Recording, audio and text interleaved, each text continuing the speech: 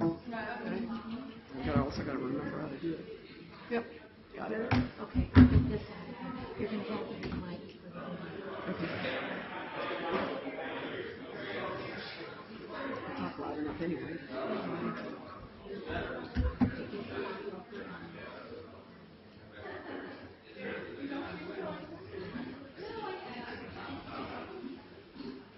I said, are you two doing it together or you just...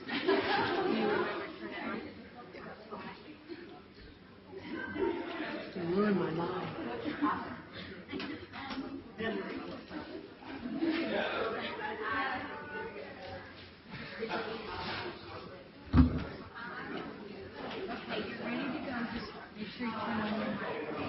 Okie dokie.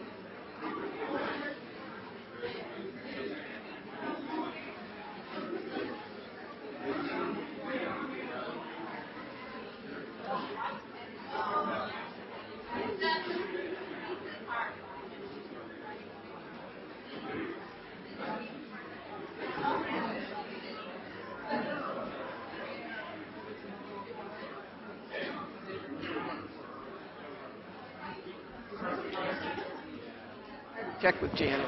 I already checked with Janet.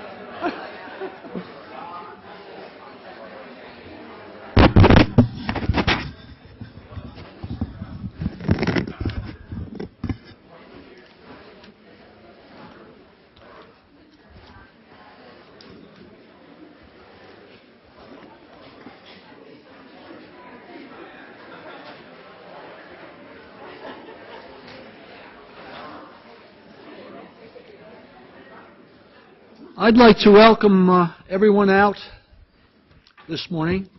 I'm Bob Quinn, and I am in the Center for Positive Organization Scholarship. I'd like to recognize Paul and Diane Jones for being here today. They are the sponsors. They're the ones providing your lunch today in terms of having endowed the... It's amazing how easy it is to win folks over, you know. And I'd like to introduce Sue. Sue Ashford has been at the Ross School of Business for 20 years. Sue has extensive research credentials. Her focus is in leadership, issue selling, managerial effectiveness, organizational change, and self-management, several other areas. The thing I would like you to know about Sue is the extent to which she mirrors what she studies in terms of self-management, effectiveness, and leadership. She's been an associate dean for several different endeavors in the school and has been quite effective. I was away for 3 years. I came back, and the first person to grab me was Sue, and she said, "You need to teach an MBA class on this and this and this that does this," and I thought, you know, shoot me first. You know, why would I do that? And she began to explain the deep needs of the MBAs and the needs of the school and the future of the world. By the time she was done, I was thinking, man, it'd be okay if I teach this course, and had totally won me over. And in fact, we just taught the course. The point is that this is a magnificently influential person because she's a magnificent person, someone that I hold in the highest regard, and it's a pleasure to introduce Sue Ashford.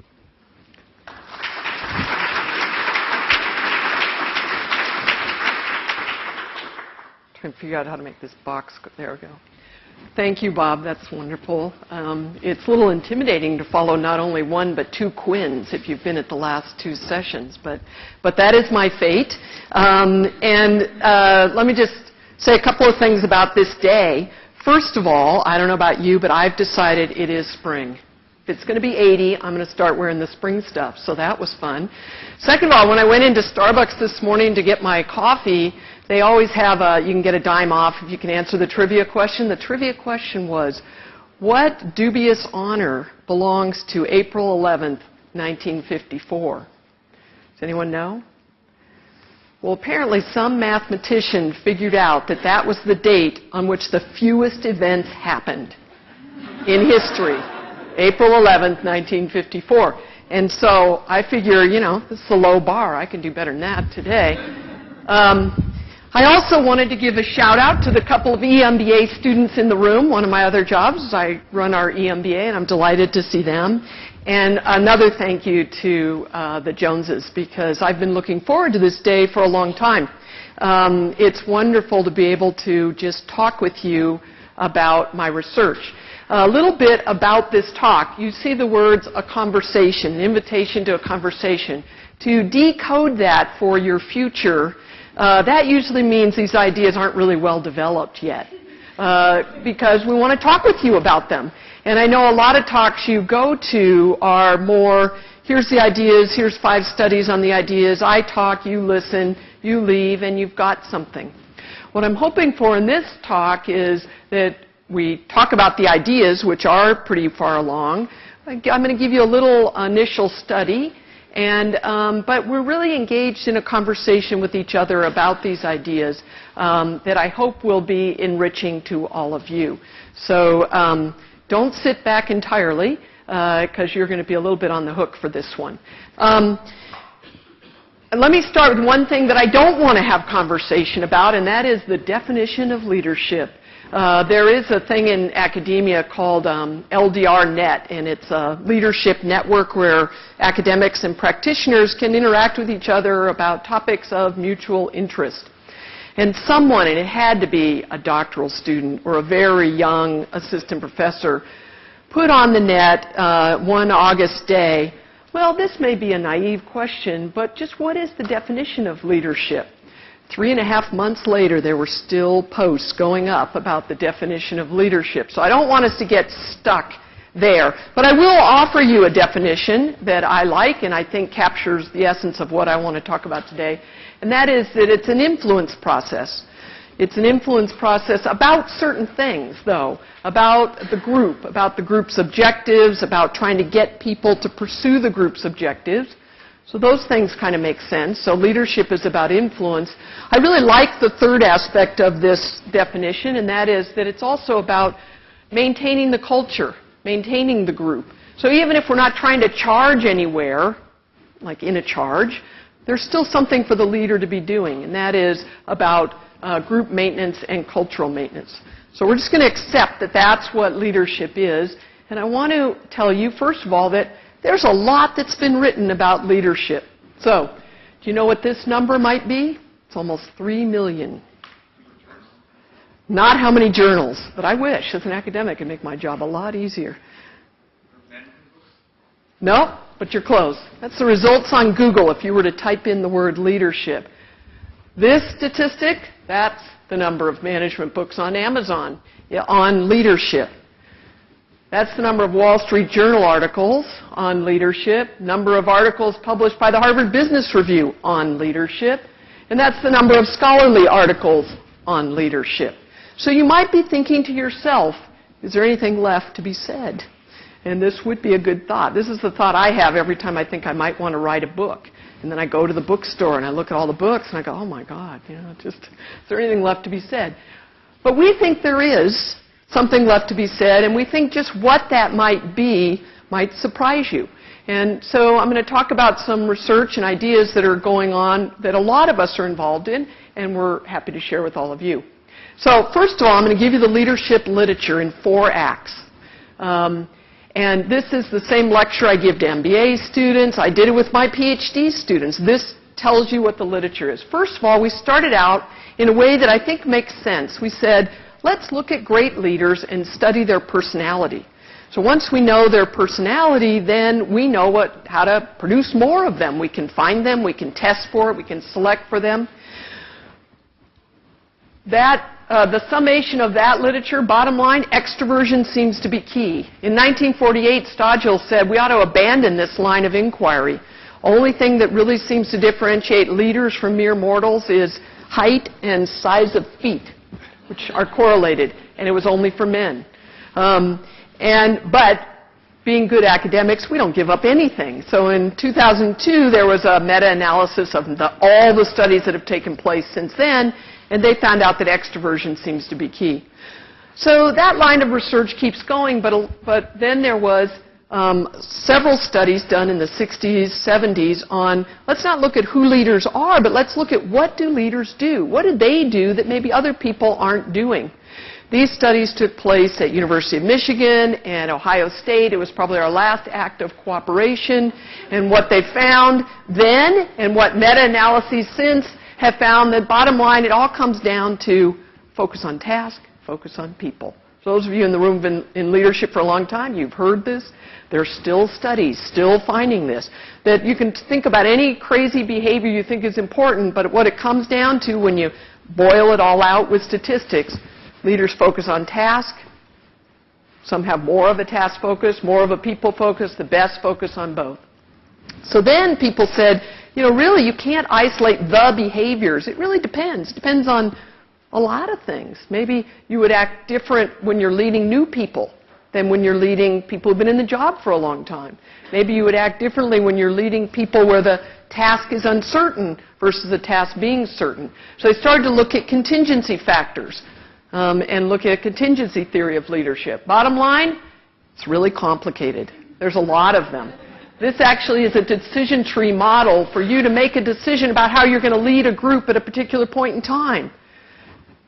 You can go through this tree and end up with a style. Now, I suspect most of us wouldn't do that.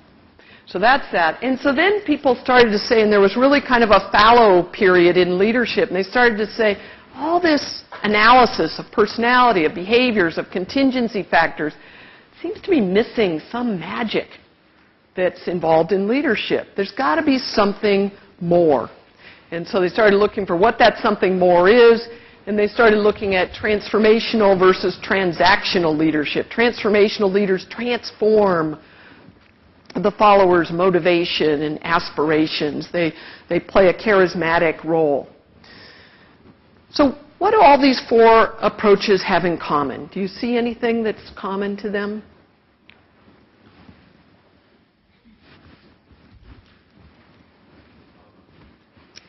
Exactly right. It's all about the leader. The leader. The leader. What if the something more that everybody was searching for, like in the early, mid-'80s, late '80s, what if the something more is not about the leader? What if the something more is about unleashing the leader in all of us? What if it's about seeing and encouraging more leadership in more places? So this is the question that we're exploring. For years, we've made an assumption that leader equals the supervisory role position. And if those of you here a couple months ago, you heard Bob start out in a similar way. I count Bob in our little research group. We have assumed that that person up there is the leader. We're a little uncertain about those middle people, but we're clear on the bottom. They're not leaders. They're followers. And academics are the worst of all. We just keep reinforcing this assumption over and over and over again. 85% of the leadership research in the last 5 years has made this assumption, equated the person in that role with the leader. In part, we do it because we know where to find those people, right? They're in the supervisory job. But there have been a lot of critiques of this vertical idea. One is that occupying a supervisory or managerial position doesn't magically make one a leader. Has anyone ever noticed that? Yeah, we've noticed that. Second is that very little is known about the emergence of informal leaders. We don't know a lot about it, but that's because we haven't studied it much. We've made this assumption. And then finally, that people are making the argument that vertical models are of questionable utility in the world we face today, in how organizations look today. And I'll come back to that in a couple minutes. So we're now asking, lots of us here, what if we relaxed that assumption? What if we thought leadership is not necessarily tied to hierarchy, a state that anyone can enter into from Bob's work, something that can be shared on a team, more people can do it than just the leader, the appointed leader, an identity that's available to anyone. What if the picture looked like this? I'm not really sure about the leadership of the person at the top. One of those middle managers is really a leader.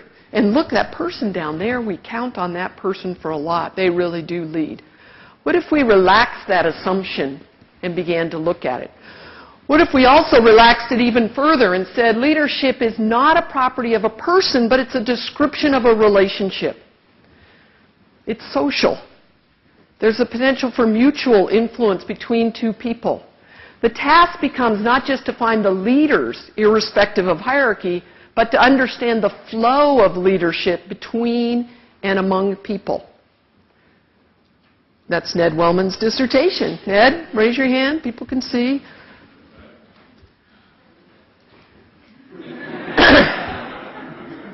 He's wearing the same shirt. Gonna work on that wardrobe. It's spring now. So the question that we're asking is, what if leadership could be done by all of us? This really opens up a space to ask new questions. How possible is this really? What might we do to promote it? It also opens up a lot of confusion. So who do we look for leadership? How do we identify the leaders to study them? What do we study about them? I mean, we knew when we were looking for the people holding the role, we just studied their behaviors or we studied their personality. Now, we got to figure out what to study about them. And how does the formal structure of designated leaders interact with these informal, more emergent leadership processes? So these are a lot of things we don't know and a lot of confusions that we have. So back to why now? Some have argued that really we need a new perspective on leadership because of where organizations are now. And let me just check whether this fits with your work. The tasks being done are increasing in complexity and ambiguity. It's hard to figure out just what is right, what's going to be the winning strategy. The tasks are getting more and more complex when you layer on technology and virtual and global. The tempo of work is changing. It's becoming not only faster, but also more dynamic and unpredictable. Faster today, slower tomorrow, etc. That knowledge-based work is becoming more and more of what we do, and that increases our reliance on more employees. And that we have flatter organizational structures now, in part because we've taken so much cost out of the system, which means our ability to command and control people is less, so we're more reliant on leadership from more places. Does that seem like your work today? So one question to keep in mind as you think about these ideas is really, are these ideas that might maybe going to help us with that work? But the argument on the table is that we need more leaders at more levels to meet these challenges. And so many are beginning to explore this question, not just here at University of Michigan, but there are many here at U of M that are exploring it. So it's kind of an exciting time. It feels like things are buzzing. We'll have some new idea and then we run off and get to work on that kind of thing. So today I'm going to focus on two questions. And that is, if we really need more leaders in more places, what are the barriers to achieving that? And we think, I'm going to put on the table or propose, that it's getting more people to come to see themselves as leaders. It's an identity question. And it's getting more people to reinforce the leadership in other people. And I'm going to call that a cognitive schema question, though I'm sure that doesn't make sense right at this moment. So I'm going to first focus on the first question, mostly, and then the second idea will come up when we talk about the data later. So these ideas are based on a theory paper that Scott DeRue, also sitting in the back, and I published in the Academy of Management Review, and based on an earlier chapter with Natalie, who's not here, the only author not here, that we published in Jane's book on positive, what was it? Positive identity, yes. Okay, so our emphasis in this work with Scott and Natalie is on emphasis on leader identity. Our basic premise is that coming to think of yourself as a leader will have implications for how much leadership you do. If you don't think of yourself as a leader, you probably won't step up. It won't even occur to you. It wouldn't seem natural. And it also has implications for how much effort you devote to developing additional leadership skills. So when that leadership workshop gets offered for people to do or not do, you wouldn't even think to put your name in the hat because you don't think of yourself that way. The other thing is, another basic premise we're going to argue is that in organizations, being seen as a leader often has important implications for how one does in the organization. Would most people agree with that? If you're in an organization, if you're seen as a leader, people give you opportunities, you grow, you handle more things, you grow more, and you step up and you get promoted, etc. So it's a positively valued identity. So our question is, what causes some people to see themselves as a leader and others not? And also, what causes some people to be seen as leaders and others not? So why do we see some people as leaders and others we don't? This stems from a scarring experience I had as a probably 21-year-old college senior. And I went to my first organizational development network, ODNet. Anyway, it was a wonderful conference, my first conference ever. I was never more excited. And they had us divide into trios, and I divided a trio with an older gentleman and a younger-ish gentleman and me. And we worked on some little task they had us do, and we're working away, and like I am leading, I am like all over this task, and my idea, I like your idea. And then at the end, I can't remember why, but they said, everyone say who the leader was in your group. And no one said me. And I was so hurt. This stuck with me for a long time. Well, I was a kid. Now I look back and I have kids this age, I realize, of course they didn't say me. But it did make me sort of wonder, why do some people get to be seen as leader and others not? So that's the question. And so Scott and I, and with Natalie before us, we decided that it's a matter of identity. This is an identity question. So here's an identity of someone, and who's got various ways this person, she sees herself, ranging from mom to Californian to creative to professor, etc. And the question and these identity elements are known, this is what the literature says, they vary in importance, and you represent that by the size of the bubble, for example. So a big bubble, mom is pretty important, professor looms pretty large. They also vary in actual versus potential. These are just ways people think about the concept of identity. So maybe creative is only a potential, it's there, but it's not really solidified. And also identities vary in terms of whether they're enduring or provisional. There's thought in the literature now by Ibarra that we can try on identities. We can sort of adopt them. I'm going to see how it feels to be hard-nosed, and see how that goes. Oh, I really don't like that identity. I'm going to try to be soft or whatever. And the question we're asking is, what would it take to have leaders show up in someone's mental picture of their identity? Okay, what would it take for a leader to be one of the circles?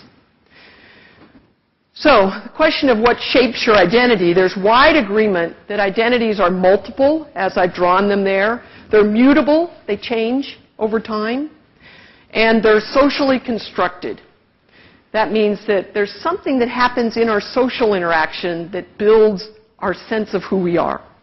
So they're shaped by self-observations. Boy, I'm really creative. This is very cool. I'm so creative. And social influences. No one ever has asked me to present my creative things. No one reacts to me as if I'm creative. Maybe I'm not creative. We go back and we adjust over time. And so, we build an identity this way. Okay? And so, in our field, we talk about the latter as social construction.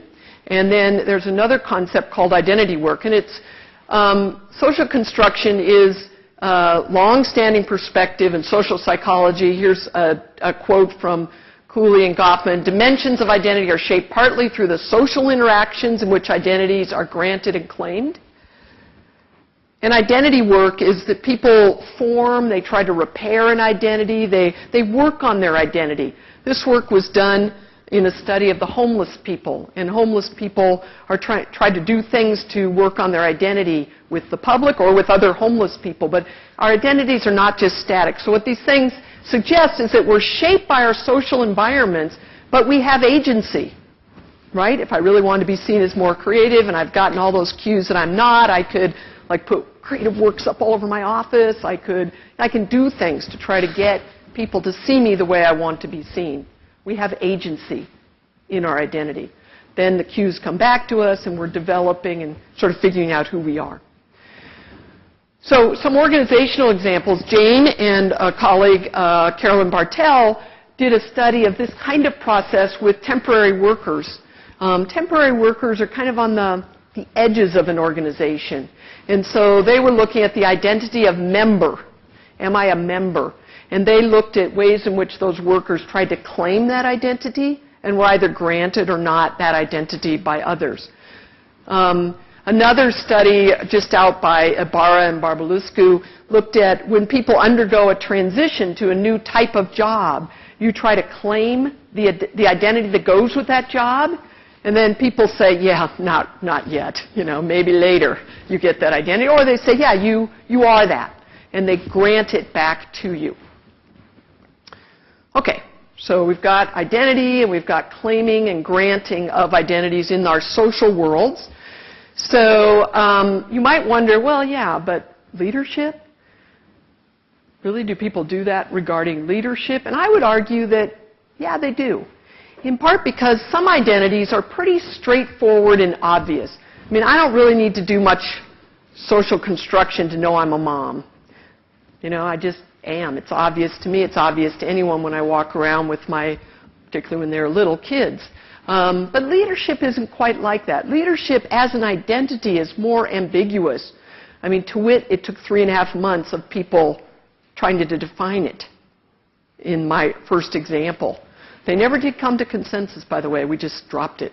And so it means different things to different people and different things in different areas of life, of organizations, and so forth. So just who is a leader and what constitutes leadership is often ambiguous.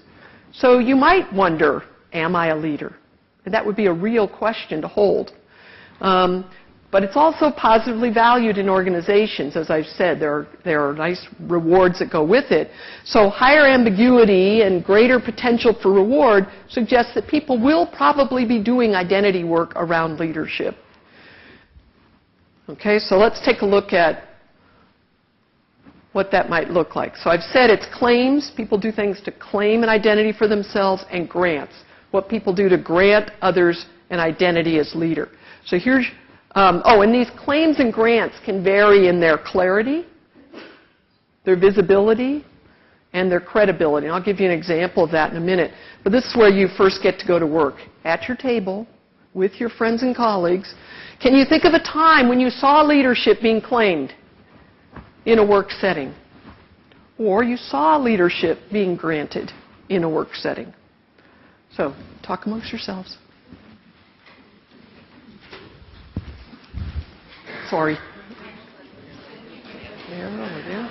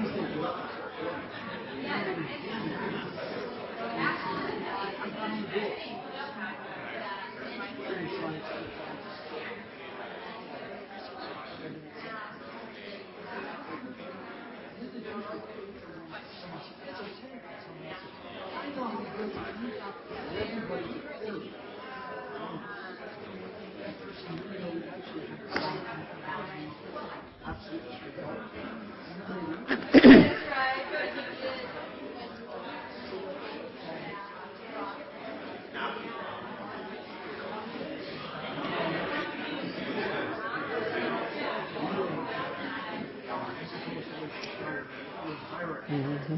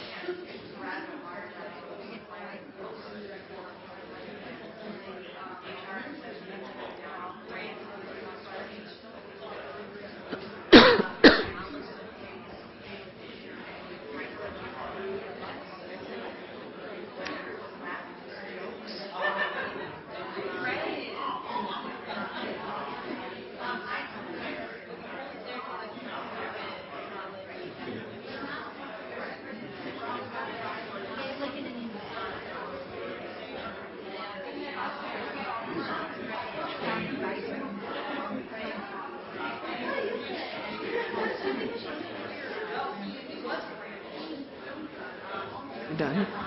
You done? You done? Are you done? Okay, let me call you back together.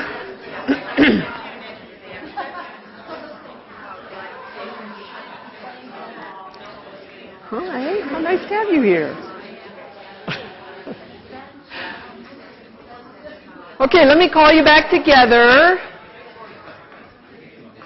So let's try and just get some clarity about the ideas. Let's share a few examples. First of all, did you have difficulty seeing or coming up with examples? Okay, someone share an example when you saw it being claimed. An example that I think really shows the connection between claiming and branding. Bruce raised the question, why don't we introduce ourselves? And that was a claim, and we branded that leadership by responding and introducing ourselves. So it seems to me that the two are sort of like the two sides of the same coin almost. They can be, unless you're a group of brand new MBAs all in a group together. Then you get claiming and claiming and claiming. But it can be. So that was very nice, and if that starts to continue to happen to Bruce over time, pretty soon we're going to think, no, that Bruce.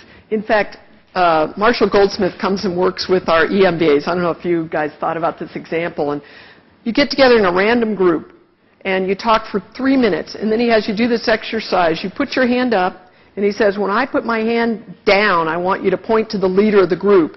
And you'd be amazed at the consensus there is, right? I mean, it's like everybody points to the same person, or, the majority point, and you go, how did that happen? It's so fast. Claim and a grant. Okay, other examples? Yeah. Can you speak up just a little? My example was that there was a group of people planning an event, and all of a sudden, entering the room was someone of a higher level, hierarchically speaking, and this person just took over planning, the directorship, the leadership, and the people were not happy. They did not say anything, but they did not grant the identity of leadership. And then this was the conference where the leader comes in, has an idea, but then goes away and lets them take it. And people feel, I think, much better about that approach. Okay. And ironically, might be seen as more of a leader in the long run. Yeah. Any others? Yeah.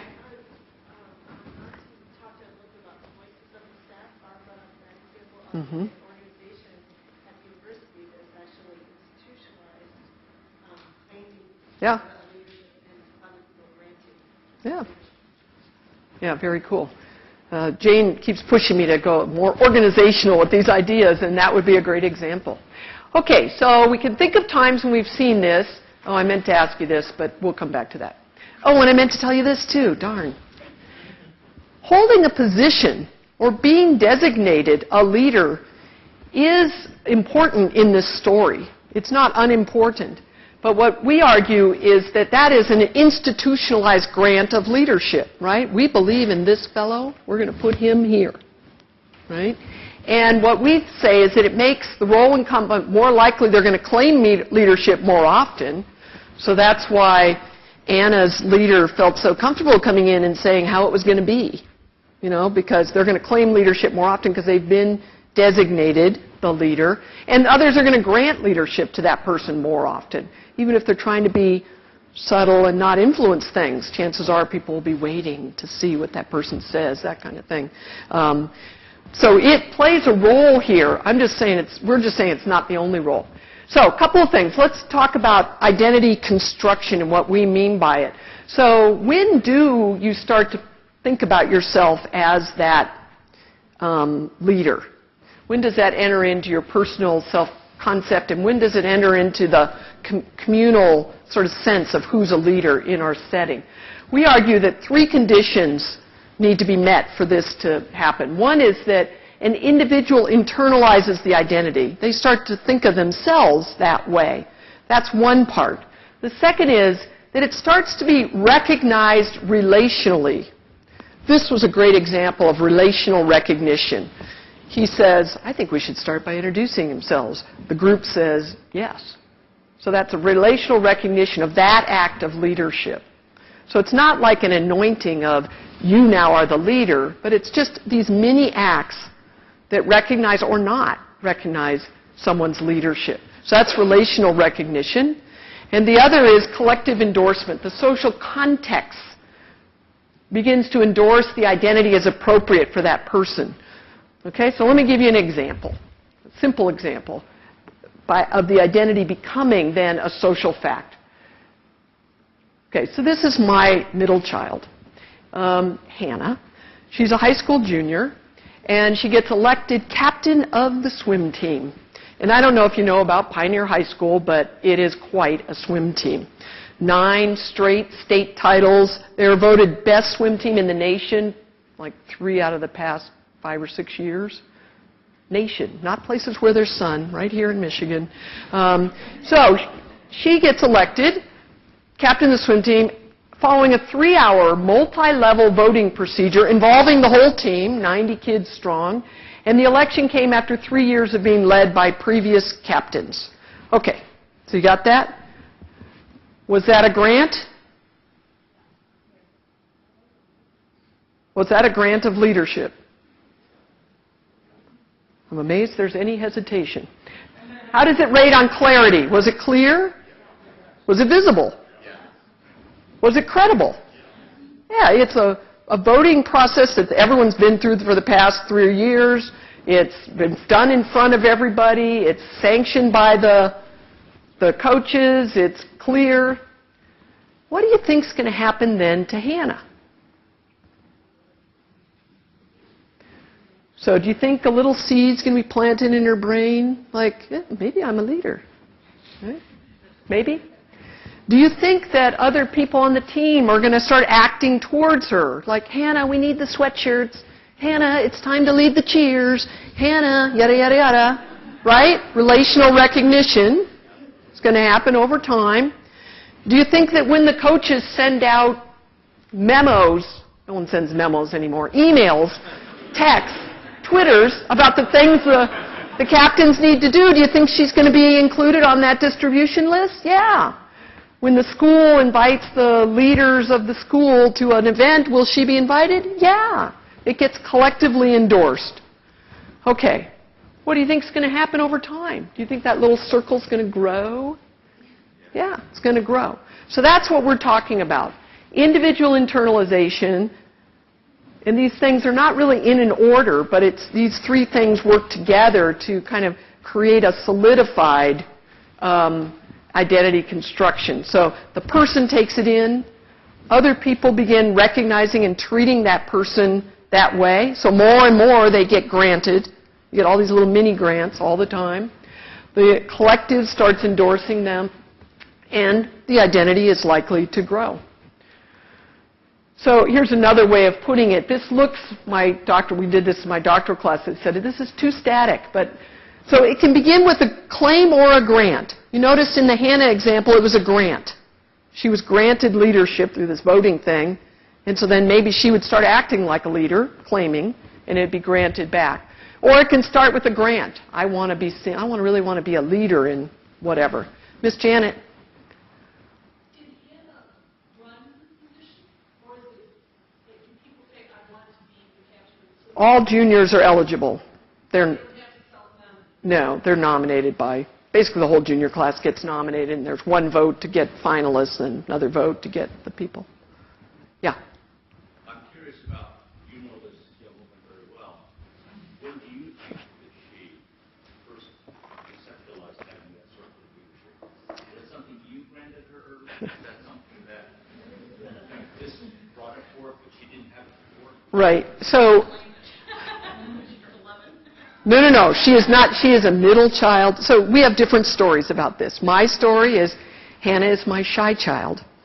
Hannah has a younger sister who is not shy, like Hannah would say, Hattie, go up and ask the snack bar if they're out of snow cones. Right? That's the kind of kid she was. Timid, I thought. She says, Mom, I'm not timid. I'm just, like people I don't know, I'm timid, but no one knows me as timid on this team, for example. So in my mind, this was the first, I was shocked she was elected. She's not the fastest kid on the team. I coded her as shy. Didn't really have any expectations. So in my mind, this all started with the grant. Huh? Yeah, who knows? Maybe, If it were her birthday today, I'd take... I don't know. But anyway, at the grant, this started to grow in her. Whether that's true or not, whether she was secretly campaigning for months and making little claims, I don't know. Who knows the worlds of teenagers? But you have claims and grants, and then, if someone claims and you have a grant that follows back on that claim, chances are you'll be reinforced your claim more, etc. Over time, you go from a hazy kind of sense of yourself, I'm a follower type, to a, more clear sense. I don't like stepping out and taking risk. I like following. So that's the idea. And that the construction occurs when claims of leader identity are reciprocated with reinforcing grants and claims. But, this is very simplified. It suggests there's only two people, for example. And, just in this little example, there's a lot of people. So what predicts when it'll occur? This is just a few things we're looking at. One is that when there's a match between my schema, how I think about leadership, and your behaviors. So if I think about leadership as coming in, telling people exactly how it should be done, then I would be granting to that person in Anna's example, right? Because they match what I think of as leader. And someone who doesn't match, I'd be less likely to grant. And for you yourself, if you have a schema of leadership that starts with George Patton and you're female, for example, you might not even think to try to claim leadership because you think of those people and I'm not them, right? You get the idea of schema match? Okay, the risk of leadership. It's very clear. Like if this were go off, talk amongst yourselves, and then one of you come up and present, there's often a lot of granting going on. You lead. You seem like a leader. You lead. I don't want to lead. I don't want to get up in front of a room, present. There's a lot of risks involved in leadership. The more that risk is going to influence your claiming and granting. And then I've already talked about the supervisory role occupancy. So the nice thing about this approach is it suggests new questions. I'll just give you one. Maybe the reason there are so few women at the top leadership ranks of organization, and I mean the top designated supervisory positions, is because there's so few in the pipeline. I mean, maybe people are just accurate about that. But maybe there's so few in the pipeline because women experience every day subtle difference in leadership identity, construction processes that lower their aspirations for leadership. Right? Maybe it's a possibility. So talk amongst yourselves for a couple minutes. How might this process differ for men versus women? What do you think?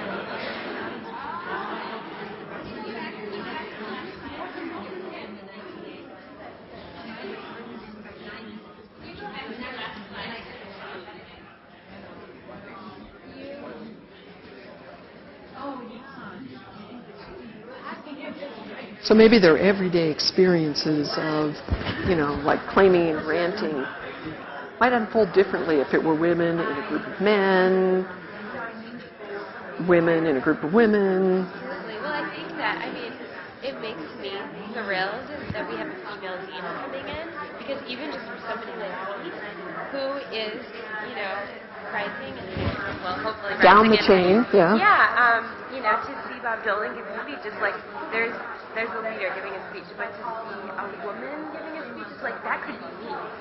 And like she has kids and I have a kid, and somehow she does it, so it's the vicarious self-efficacy that comes from observing somebody in that role, seeing how people react, and then trying to, based on how I see people react to her, and kind of learning vicariously through that experience. Yeah. And if she gets slayed, when she comes to me, that's going to be bad for women. Right. But If she gets slayed for those reasons. well, the thing is, you might think, how might it go different for her? That'd be a thing to think about, because she is a woman. Like, do you think that she has to claim more, claim differently? Do you think she has to claim more before she's granted? Do you think? I think she's pretty authentic. That's, to me, that's the key competency of leadership. Uh-huh. Mm-hmm.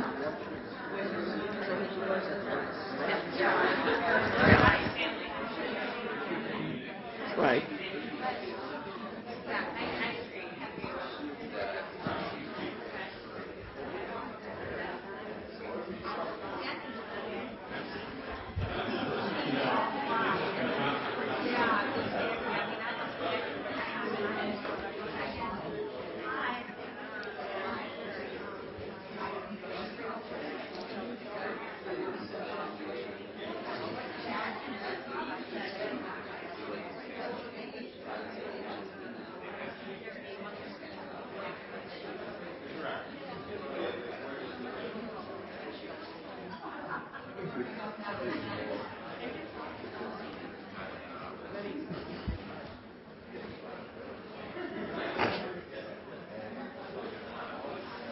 You guys done?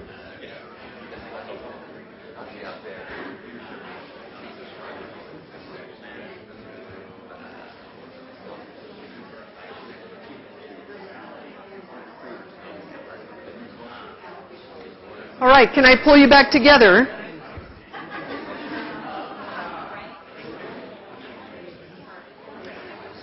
Okay. Can I pull you back together? Enough conversation. Okay, any examples you want to share? Any thoughts about this? How might it differ? Yeah. Just because it's something is women taking care of children, and sometimes it's just hard to balance, like full-time work plus children plus all the other commitments, and the dad in the organization might be different. Okay. Okay. Yeah. When you were talking about schema, I often present by facilitating a process where the process comes out of the group, and I think that sometimes people aren't aware of the skill that goes into facilitating that, and they think, wow, this was such a great group, that as if it somehow happened without any leadership. Right. Yeah. So that's the scheme of things. Right. Well, so you might not get the grant. Yeah, it was a really great meeting, Well, who led? Oh, that guy sitting up at the end there really led the effort. Yep. Yes? You talked about how leadership is planted into boys and girls at a young age. For instance, God is usually formalized sports, where girls is usually in a social setting with among their friends. They had grant kind of leadership.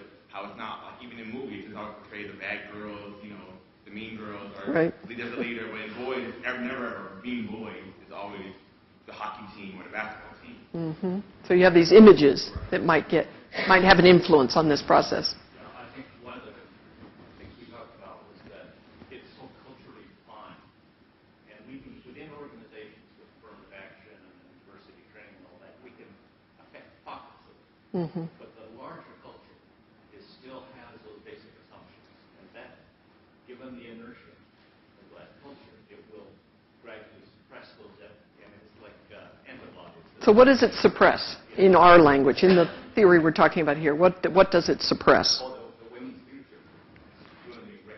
So it suppresses the grants. Okay. And the claims. Oh, so it suppresses both. Mm-hmm. We used a couple of examples in Libya and Egypt where women did stand up and it was granted to them, at least temporarily, but it's so countercultural. Right. So if the whole country's falling apart, we could maybe have women lead? Okay. Yes. Yeah. There's an article in today's Wall Street Journal. It's a special section with the cover on women in leadership. Yeah.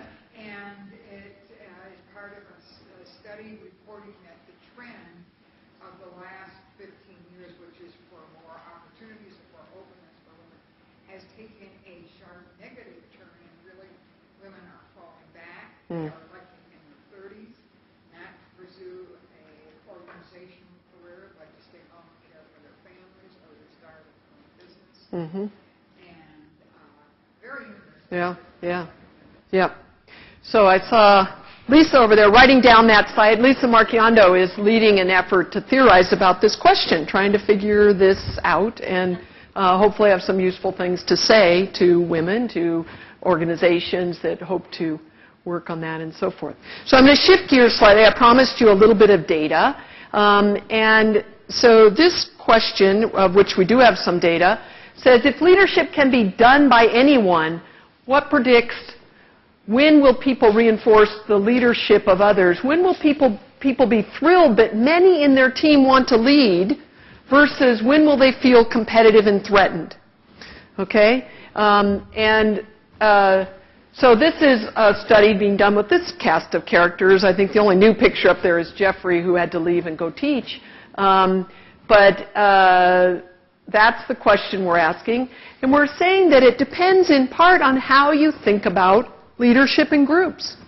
And I'll just admit that Scott and I were very clear because we were caught in our assumption by our reviewers. And what we said was that, boy, if you get a lot of aggressive, assertive people together, that there are going to be a lot of granting competition or claiming competition. One's going to claim the other, kind of like I described our MBAs. And the reviewer said, that's only if you assume there can only be one leader. And we're like, yeah, that's right. And we so totally were assuming that there can only be one leader, and that's why there's competition. And so we began to think about, well, what if people vary in their beliefs about that question? What if some people believe that leadership is performed by one member in the group, that's just how it goes? And other people believe that leadership can be shared and mutually enacted in a group by many group members. And so what we're arguing is that we think maybe people have a knowledge structure in their head, a schema for how it goes. Remember we had said there's a schema for what is a leader? What does a leader look like? Well, this would be a different schema, but it would have some of the same effects. It's a schema for how leadership goes in groups. There's one. On the other pole, there could be many. And so what we're looking at, the current study, the thing I have data on, is when will people step up to lead even though there is a designated leader in the group? Okay? This is kind of an important question. When will they make a claim for leadership? When will they step up and lead, even though there is someone assigned by the structure to lead? And our hypothesis is that people thinking about leadership in a manner consistent with a shared leadership schema structure, more that shared end of the continuum, will be more likely to step up. If you think about it in a manner that's consistent with a hierarchical leadership structure schema, there can be one, you're less likely to step up. If you're not the designated leader, why would you? We've got a leader. That person will step up. Okay? So we looked at this in the context of reporting an ethical violation. And, it's widely thought that organizational ethical conduct requires participation from individuals at all levels, so we'd like people to step up in this way. Ethical behavior is an important component of leadership, according to many people. We've certainly seen examples. Everyone knows the crooked E, and this is the Milgram study of shocking other people. We've seen examples where ethical issues come up. So our question is, when will non-designated leaders step up to report an ethical violation? And what we argued is that if they're thinking about leadership in a shared way, they're more likely to do so. And so we did this as an experiment, so we actually primed them to think about it that way. So we don't know of their stable way they think about it. We just primed them to think about it one way. And we argue that if we prime people to think about leadership in a shared way, they're going to see themselves as leaders too, rather than as agents of the designated leader. So I'm a leader too, and, I need to do something. As such, they're going to feel more responsible for protecting the group by pointing out ethical violations. That's our hypothesis. If you like it in formal academic speak, there it is, but that just says what we set up there. And so here's what we did. We brought in subjects, and we primed them to think about leadership in different ways. This was the paid subject pool. That's their age. That's their gender. And so we first had them write about an essay about a prior experience with group leadership. This is the priming thing. And then they were going to work in groups to evaluate the quality of 3 essays written by other students. And before the meeting with the group, they were going to take some time to evaluate these 3 essays on their own. Okay? And list any points that they planned to bring up in the group. Embedded within those 3 student essays was plagiarism.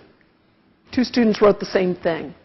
And it was, pretty obvious, but not, knock you over your head obvious.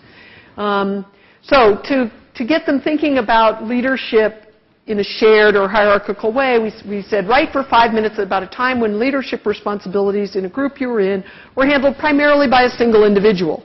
That would be the hierarchical condition. Write about a time, blah, blah, blah, when it was shared by all group members. So they wrote about a time when they were on a sports team or a committee or a thing in their sorority or whatever. But this is a well-established technique in psychology to prime people to think about something in a certain way. Then we said, okay, you're going to go off and do an evaluation of student essays and then hold a meeting. And you are going to be the designated leader of that meeting or not. That was the second condition. The second part of that was you're just a participant. So 2 or 3 essays contained plagiarism. And the dependent variable was their intention to bring up plagiarism at this second committee meeting. Okay? And so they wrote about, I think one of the things they did is they wrote about what issues they wanted to bring up in the group meeting. We actually didn't hold the group meeting. We just coded that as our dependent variable. So it's the intention to report was coded by 2 independent judges, and they saw everything pretty similarly. It was pretty clear when students were going to report the plagiarism. And this is what the results look like. That if you were the designated leader, it really didn't matter how you thought about leadership. You were going to bring it up. That makes total sense. But if you were the non-designated leader, if you had you were primed to think about leadership as a shared sort of capability of a group, you were much more likely to bring it up than if you were primed to think about leadership in a hierarchical fashion. Okay? Clear? All right. I think the next one is just some numbers that show the same thing, that show that the designated role made a difference. That would be the top thing. But the role times the way you think about leadership made the biggest difference in whether you would bring it up. All right, so I'm on summary conclusions, and then we have time for questions or comments or ideas you might have, so be thinking. So identity claiming and granting, that idea gives us a language to talk about everyday acts of leadership construction in organization. And one of the things I think to think about is who does get constructed as leader? Who gets shut out and not considered for that identity? And are there any costs we're paying because of that? There's tons left to be studied here. This is kind of an emerging open area, this whole thing. How claiming and granting unfold in a group may depend on how people see leadership in a group, if they have a leadership structure schema. If you think of it as zero-sum, you're likely to act one way to the claims of others than if you think of it as positive sum. For those of you who've studied anything in negotiation, this is the same idea as in negotiation. If you go into a negotiation thinking our outcomes are zero-sum, you're going to negotiate one way. If you think of it as positive sum, you're going to negotiate a very different way. Same idea, but this is about leadership as it might unfold in groups. Believing leadership is shared increases the likelihood that non-designated leaders will engage in leader-like behaviors, like speaking up when faced with an ethical dilemma. The next thing we're looking at is whether it also affects how they react to the other person who speaks up. So when somebody speaks up and tries to do leadership in the group, are you irritated? Are you threatened? Are you happy? We think that those reactions are going to be determined in part by how you think about leadership. And then we need research examining how individuals' cognitions and behaviors interact with the formal authority structure. You know, some people in cultures, for example, that are high on power distance, that is, they recognize there's a distance between someone in a supervisory role and them and they're comfortable with it, that's probably going to interact pretty strongly in those cultures where there probably won't be much claiming other than when you're told to claim, and then you'll do it. So that's all I've got. If you have questions or comments, yeah. I just have a general, it's probably trivial, but you talk about this with the language leadership construction. Mm-hmm. People in descriptive psychology talk about two different logics. There's a numbers logic, how many of whatever. There's mechanical logic. There's human logic. I wonder how the conceptualization of this would change the thought of as growing leadership rather than as constructing. See, they're coming out of a different frame. Which frame is which? Where is constructing? Mechanical logic Is mechanical? is mechanical, right? It's this leads to this leads to this. Right. It's sequential. Mm-hmm. It's not iterative. Whereas a human logic brings all the issues you're talking about how people interact with each other, what the emotional aspect of it is, what their thinking is. You talk about it in human terms. Right.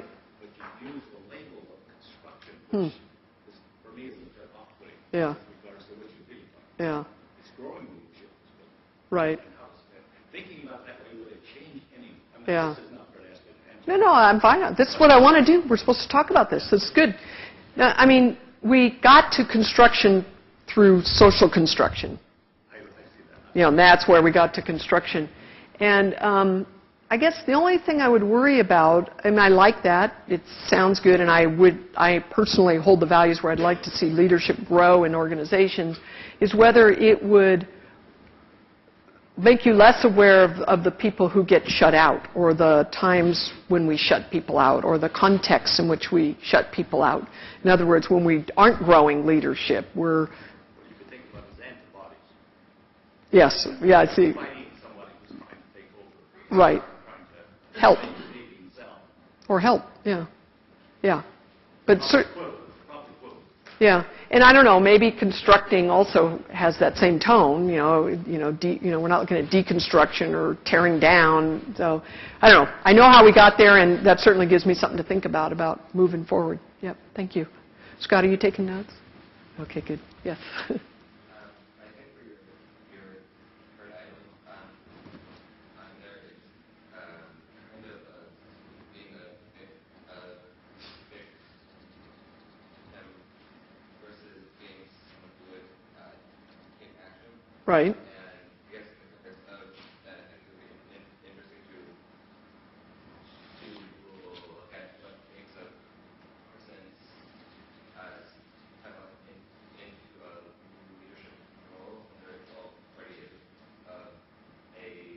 has to be a native leader. I would assume that Right. well, likely there would be some change they would want to see or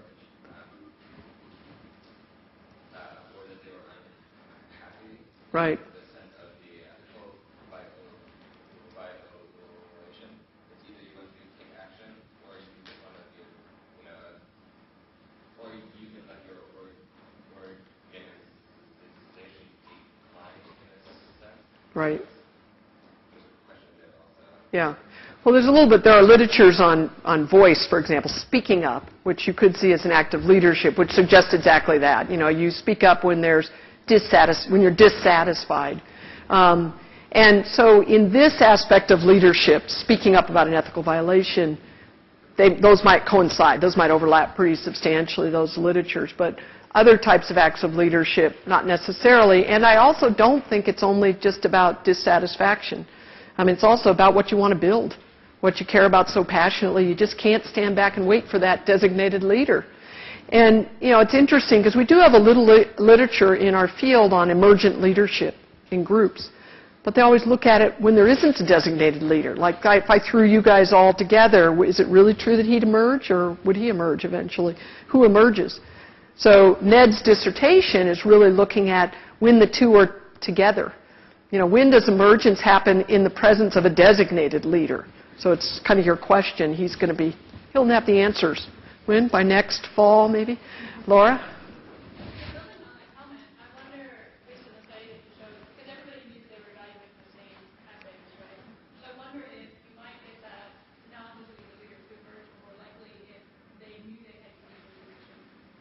Oh, yeah.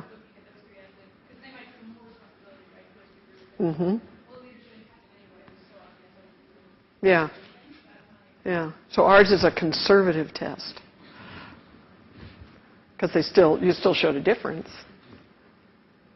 Right, although the mechanism, I guess, one is I assume we will see it because we all got right. So obviously the other one it's my responsibility to figure out if I'm really want to know. Right, but if it varies by structure schema, LSS, then we're still showing an effect of that, the way you think about sharedness. Yes, maybe, no? I hope Scott wrote it down because I probably won't remember it. Ned?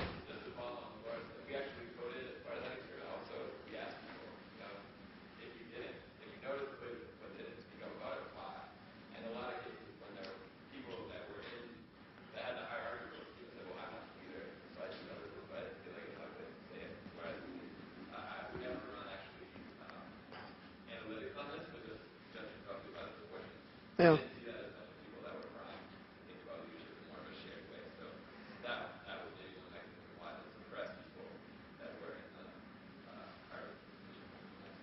So I wonder about us in organizations, if we do face a world like we agreed on that sort of captured reality, where are the places and the ways we're communicating it's not your place to step up?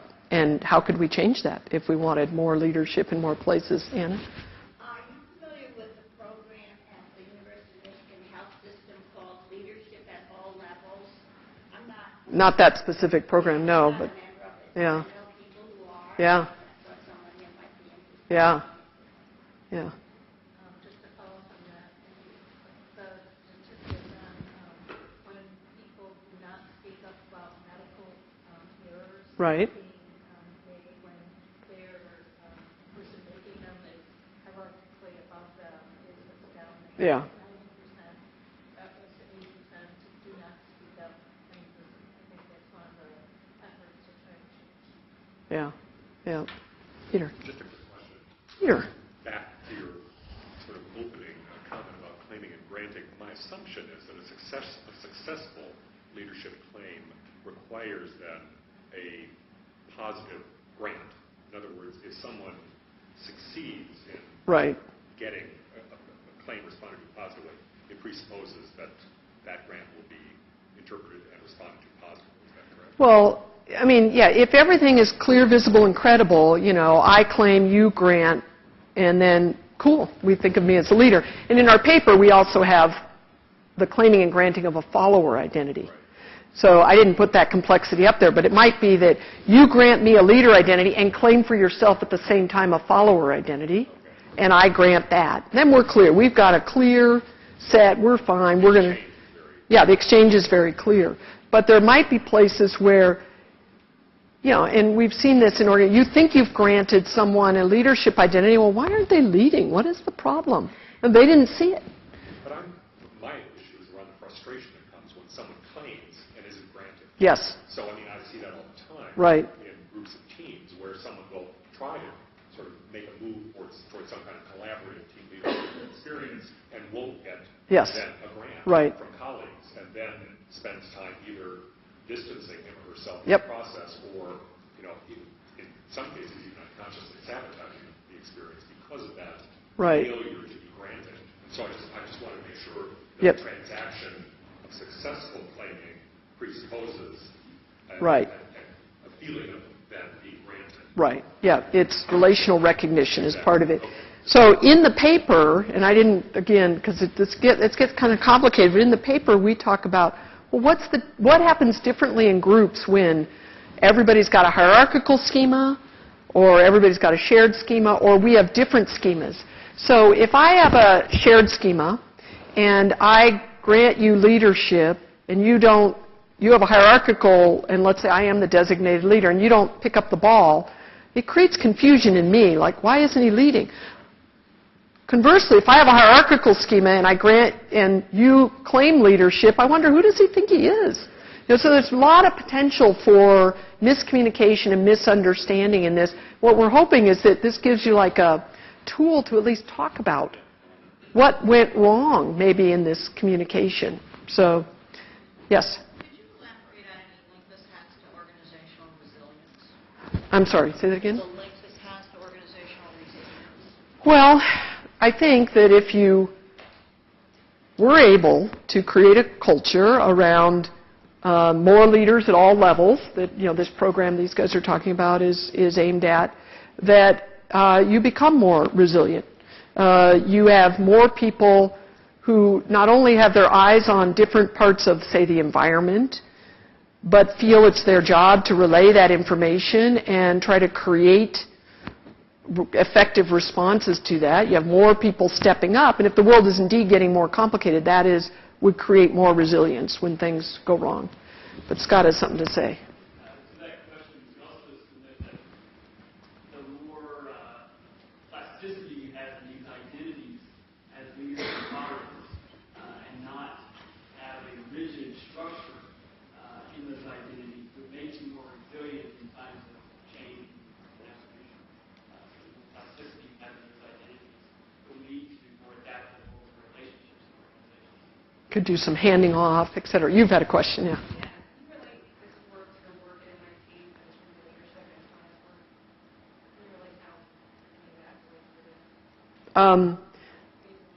I know a little bit about it. I mean, I know there's been work done on trying to get leaders at all levels, trying to distribute leadership. And from what little I know, and I could be off base, that's more of an organizational set of practices to try to get that to happen. Ours is just about, you could study it on the swim team, you could study it on the playground, you could study it at church group. I mean, it's just more about what's happening in the day-to-day events that makes that happen. So we're in the same playground, we're just on different equipment, but which makes, I mean, I love all this stuff. I mean, I really think that these people are onto something, all of us together. Yeah, hi. Did the deep meaning of the issue or the initiative lend people to think more in a shared leadership role, or did they override a hierarchical model? You mean if we are all deeply committed to some shared goal, does that override the hierarchical model? Yes. Yeah. We don't know, but I think you're hypothesizing that it might, and I would join you in that hypothesis that I think commitment to a goal would help a lot. Like I have a lot of fears, but I step up because I care about what I'm trying to create so much that I'm not going to live in my fear. So I can see it playing that role, but we don't know. Scott, did you write that down? I never see him write. I don't know when he's writing this. Yes. So I was going to ask related to that, if there's any research showing how you actually change the schema. So it seems like you can prime someone in the short term and say, here's an example of shared leadership. You're primed for that. But in an organization, it seems like you want to change those models and right. get people to believe in certain types of leadership and certain types of yeah. shared leadership. No research is on that. But I think it's going to be a long road. I mean, if our societal models on gender roles, have a lot of inertia, I think that model in an organization has a lot of inertia. And that's where probably this work being done at MIT is a great complement. So if we can get the organizational leaders to be trying to institute programs that do this, and then if we can understand kind of the everyday interpersonal dynamics of it, those might go together, and over time we could. But we're just trying to establish that this schema exists. Once we get that done, then we'll try and figure out how to change it. So, yes, sir. Another thing that might be really interesting to look at, there's a book recently come out by Ben Boot, he's a Holland. Yeah. And he's written a book called Naturally Selected. And he claims in this book that we're reacting to a lot of these issues from a basic primal or primate, the way primates do. And that we may have these schemas, but when you get right down to it, we're going to react against authoritarian leaders in certain kinds of ways, or we're going to be supportive in certain kinds of ways. I think that would be really an interesting way to frame something. Right. Yeah. Yeah, and it would give you also a sense of when shared is going to revert quickly. In crisis, I think we do like strong, dominant leader. So. Or the reverse, challenge the leader if they feel like if they're not dealing with something that's survival, has implications for your survival. Right. Yeah. Interesting. Well, can I just say one thing? I mean, it's just been a total pleasure. I've been looking around this room and I see former students. I see our doctoral students. I see someone I interviewed once. I see my neighbors, former neighbors. It's like, how wonderful that you all came. Thank you so much. I really enjoyed the time.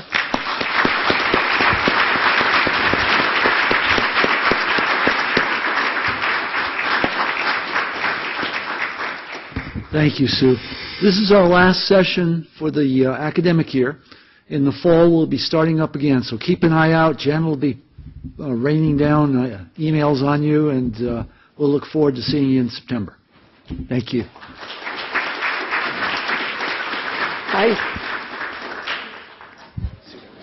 Oh, thank you. The topic's just really near to my heart because the research I'm doing with Herb has very much to do with how this kind of distributed leadership is important for sustainability because you get people, obviously, like you said, more aware of the environment and taking active leadership roles spontaneously. So really appreciate your show.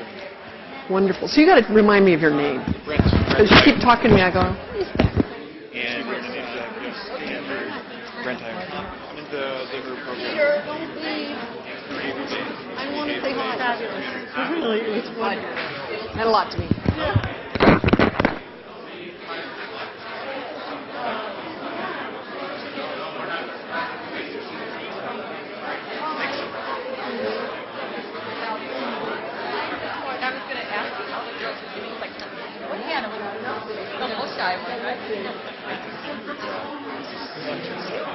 So pleased you're embarked on a civil education school. Our work.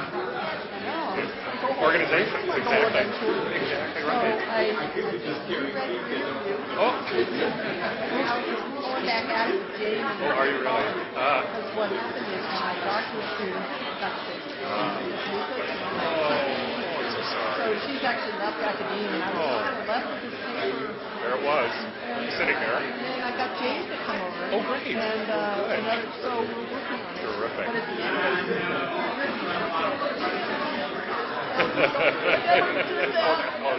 Not to worry. What's so funny, you brought up the OD Network. So the last 3.5 years, I've been the executive director of the OD Network.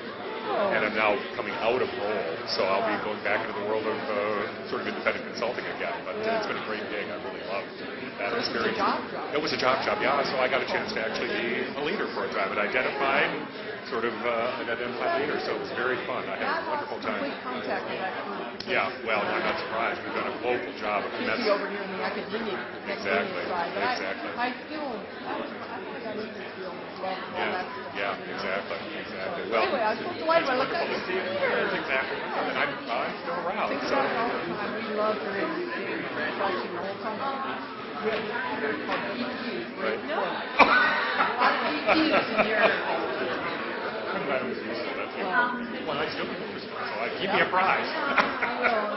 Put that into it and very good. I know that. All right, great for you. Great. Look that up.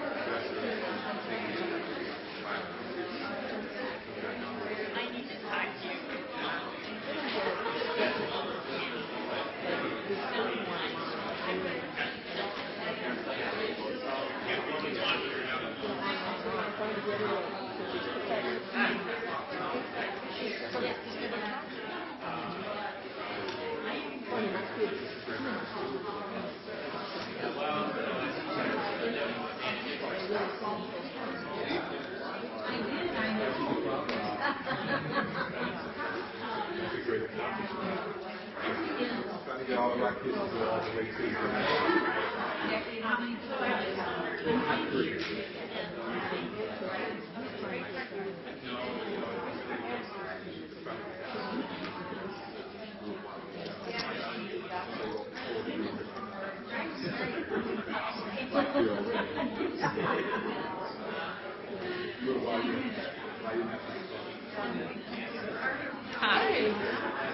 How are you? What did you think?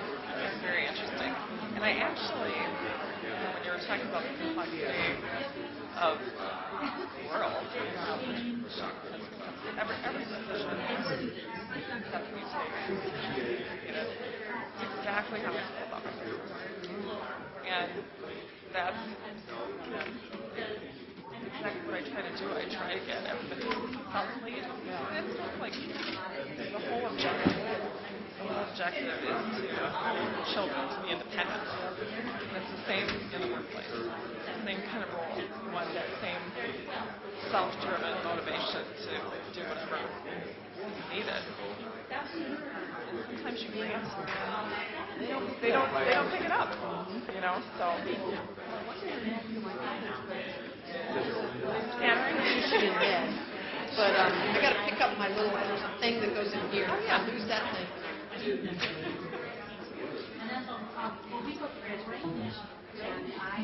Don't forget your keys. Okay, thank you.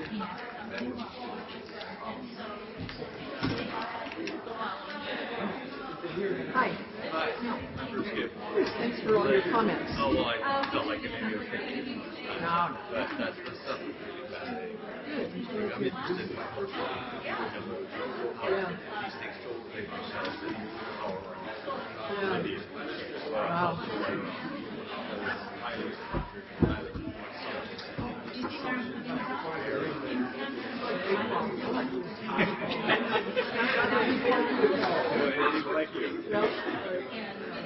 I think the other thing that I think we need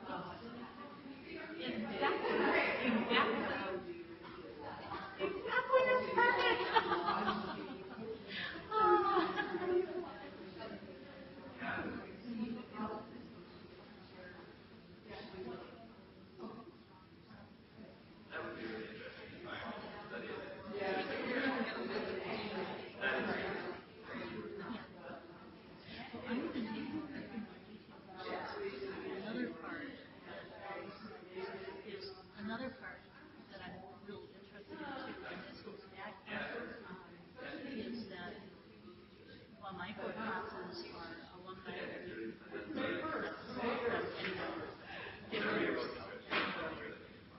There's also American, and a lot of the American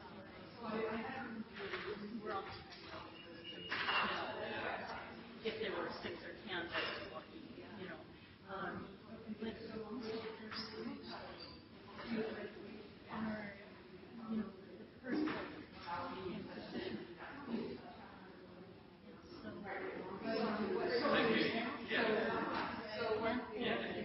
Do you see where I'm coming from?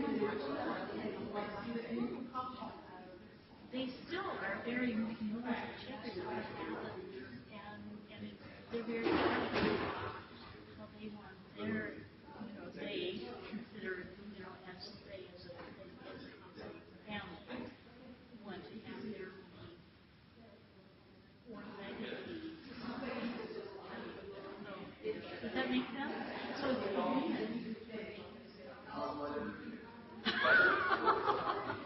well, I really wanted to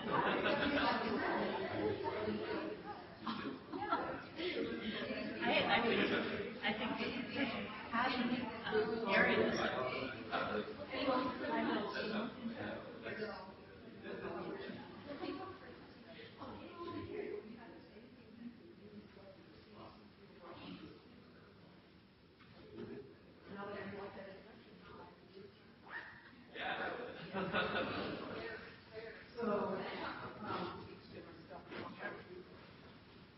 So Lisa, I'll see you on Thursday. I'll send you my slides if I forget.